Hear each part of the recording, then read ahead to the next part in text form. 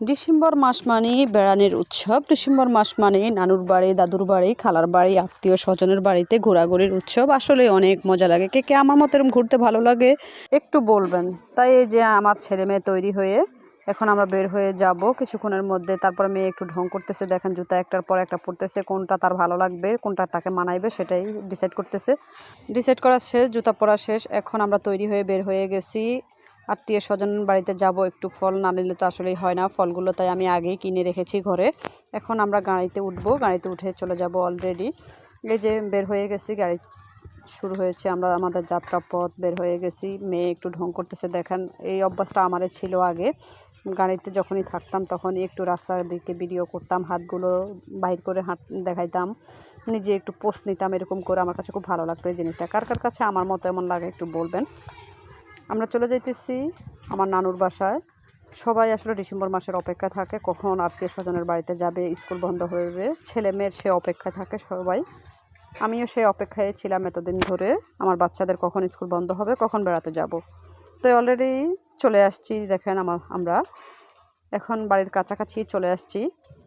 যাইতেছি, একটু একটু ভিডিও ক্লিপ নিতেছি। আসলে আমার নানুর বাসাটা বাজারের কাছাকাছি, একদম বাজারের পাশেই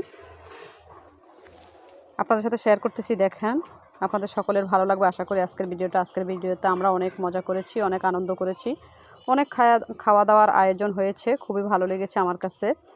আমি পরে ভিডিওতে ভয়েস দেওয়ার জন্য আসছি। আসলে বাসায় এত মেহমানের সবাইকে ফাঁকি দিয়ে একটু ভয়েস দেওয়ার জন্য আসছি। আউট সাউন্ডগুলো সবাই একটু ইগনোর করবেন।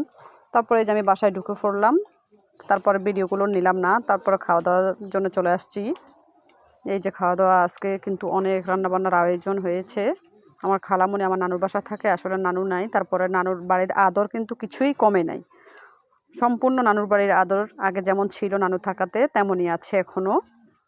খালামণি নানুর বাসা থাকে, খালামণি অনেক রান্নাবান্নার আয়োজন করেছে, খুবই ভালো লেগেছে প্রত্যেকটা খাবার। আমার তো একদম জিভে জল এসে গেছে আমি বয়সটা যখন দিয়েছি তখন। আবার এই যে দেখেন আজকে আমার খালামণি কী রান্নার আয়োজন করেছে।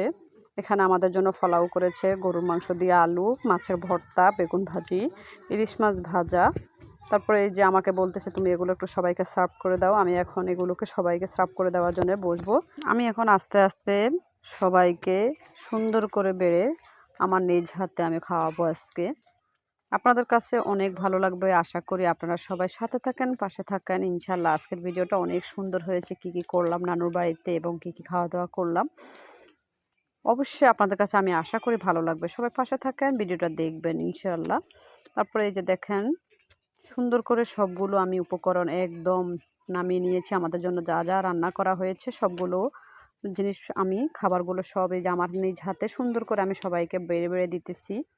দিয়ে এই যে দেখেন আমি আবার কিছু মাঝে মাঝে কিছু ভিডিও ক্লিপ নিতেছি, কারণ আমি খেয়েছি, আমার অডিয়েন্স খাবে না, অডিয়েন্স দেখবে না, আমি বেড়াতে গিয়েছি, এটা তো আমার কাছে ভালো লাগবে না। তাই আমি আমার অডিয়েন্সকে আমার পাশে রেখে সাথে রেখে আমি যাই আজকে করেছি, যা খাবার খেয়েছি, কি আনন্দ করেছি, কোথায় গিয়েছি, কিভাবে গিয়েছি, আমি সবগুলো একসাথে এই ক্লিপের মাধ্যমে আপনাদের সাথে তুলে ধরার চেষ্টা করেছি, অল্প একটু একটু করে। সবার কাছে আশা করি অনেক ভালো লাগবে। আমার কাছে তো এই সময়গুলো না, এই মুহূর্তটা প্রচুর ভালো লেগেছে, একদম আসলেই অসাধারণ লেগেছে। আশা করি আপনাদের কাছেও ভালো লাগবে। এই যে এখন আমরা সবগুলো উপকরণ আমার সবগুলো সার্ভ করা শেষ, এখন আমি নিজে খাওয়া দাওয়া করব। আমার ভিডিওটা আজকে কেমন হয়েছে সবাই একটু বলবেন কিন্তু কমেন্টের মাধ্যমে। যদি আমার ভিডিওটা ভালো লেগে থাকে আপনাদের কাছে বলতে কিন্তু ভুলবেন না, অবশ্যই বলবেন। খাওয়া দাওয়ার পরে তো একটু আরসি বা একটু কোক, ওফ, এগুলো না হলে তো আসলে জমেই না খাবার। সবাই ভালো থাকেন, সুস্থ থাকেন, নিরাপদে থাকেন। আল্লাহ হাফেজ।